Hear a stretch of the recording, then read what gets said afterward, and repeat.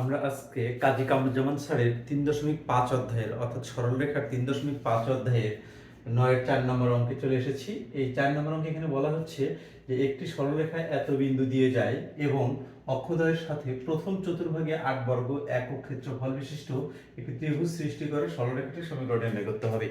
তো কোন সরলরেখার সমীকরণ নির্ণয় করতে হবে আমরা চিত্র দেখলেই সেটা বুঝতে পারবো। এখানে বলছে একটি সরলরেখায় এত বিন্দু দিয়ে যাবে এবং অক্ষদ্বয়ের সাথে প্রথম চতুর্ভাগে, এই চতুর্ভাগ যে 4টা আছে তার প্রথম চতুর্ভাগে 8 বর্গ একক ক্ষেত্রফল বিশিষ্ট একটা ত্রিভুজ ক্রিয়েট করে। ওকে, সরলরেখাটির সমীকরণ নির্ণয় করতে হবে আমাদের। যদি আমি চিত্রে আসি, এই ধরনের বিষয়টা এই ধরনের যে এই সরলরেখাটার কথা বলছে প্রথম ক্ষেত্র চতুর্ভাগের সঙ্গে 8 বর্গ একক ক্ষেত্রফল বিশিষ্ট একটা ত্রিভুজ উৎপন্ন করে। ধরে নিচ্ছি এই সরলরেখাটা এ বিন্দুতে a, 0 পয়েন্টে ছেদ করে এবং বি বিন্দুতে 0, b বিন্দুতে ছেদ করে এবং রেখাটি 1, 4 অর্থাৎ p বিন্দুগামী হলে এটা ধরে নেয় আর কি। তাহলে এই সরলরেখার আমাদের সমীকরণ নির্ণয় করতে হবে। তাহলে ফার্স্টে আমরা কি লিখব, যে ধরি সরলরেখাটির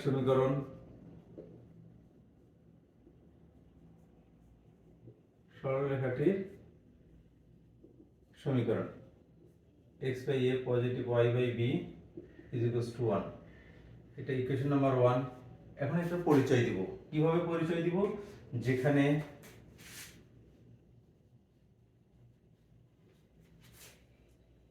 রেখাটি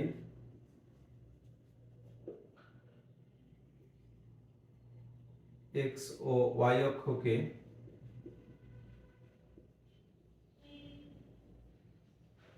যথাক্রমে a, 0 এবং b, 0, b এবং 0, b বিন্দুতে ছেদ করে।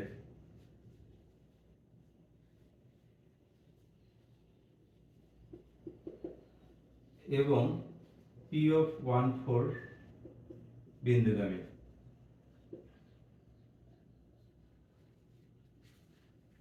বিন্দুগামী হওয়ায় 1 নং হতে পাই। 1 নং হতে আমরা কি পাই? এই সরলরেখাটা যদি 1, 4 বিন্দুগামী হয় তাহলে 1 নং হতে আমরা কি পাবো? এই যে 1 নং সমীকরণ, এই সমীকরণ হতে আমরা কি পাবো? 1/a পজিটিভ, y মান হচ্ছে 4/b = 1। এন্ড দেন আমরা যেটা এলসিএম করি, ab হচ্ছে আমাদের এলসিএম, দেন আমাদের হচ্ছে b পজিটিভ 4a = 1। তাহলে আমরা এখানে লিখতে পারি 4a পজিটিভ b = ab। ওকে, আমাদের এটা ইকুয়েশন নাম্বার 2 দিয়ে রাখলাম আমরা। এরপরে যেহেতু ওই রেখাটি প্রথম চতুর্ভাগের সঙ্গে 8 বর্গ একক ক্ষেত্রফল বিশিষ্ট একটা ত্রিভুজ প্রডিউস করে, সুতরাং আমরা এখানে বলতে পারি যে ত্রিভুজ কত, এটা হচ্ছে আমাদের ও পয়েন্ট, ও এ বি এর ক্ষেত্রফল half into A B half into ভূমিকোণ উচ্চতা সমান সমান 8 বর্গ একক। ওকে, তার মানে আমরা এখানে লিখতে পারি ab = 8 × 16 বর্গ একক। এখান থেকে যে কোনো একটা প্রতীকের আমরা মান বের করে নিব। এখানে যদি b এর মান বের করে নেই তাহলে 16 - a আসে। কার মান বের করলাম আমরা? b এর মান বের করে নিলাম। এই b এর মানটা আমরা এই যে এখানে যে 2 নম্বর যে ইকুয়েশনটা আছে, 2 নম্বর ইকুয়েশনটাতে আমরা b এর মানটা বসাবো। এই ইকুয়েশনটাতে b এর মানটা বসাবো। তাহলে b এর মান হচ্ছে 16 - a। যদি আমি এদিকে বসাই,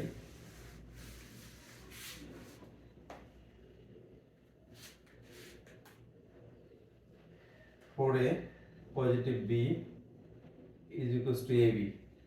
আমাদের b এর মান হচ্ছে 16 - a। 4a পজিটিভ, এখানে 16 - a হবে না, 16/a হবে। কারণটা হচ্ছে এখানে গুণন অবস্থায় আছে, এদিকে গিয়ে ভাগ হয়ে যাবে।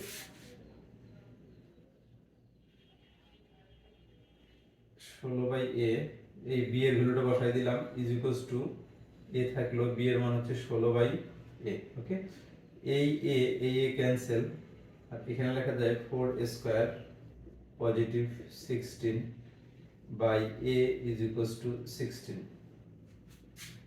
ওকে, এন্ড দেন আমরা এখানে লিখতে পারি তাহলে 4 square +16 is equals to 16a।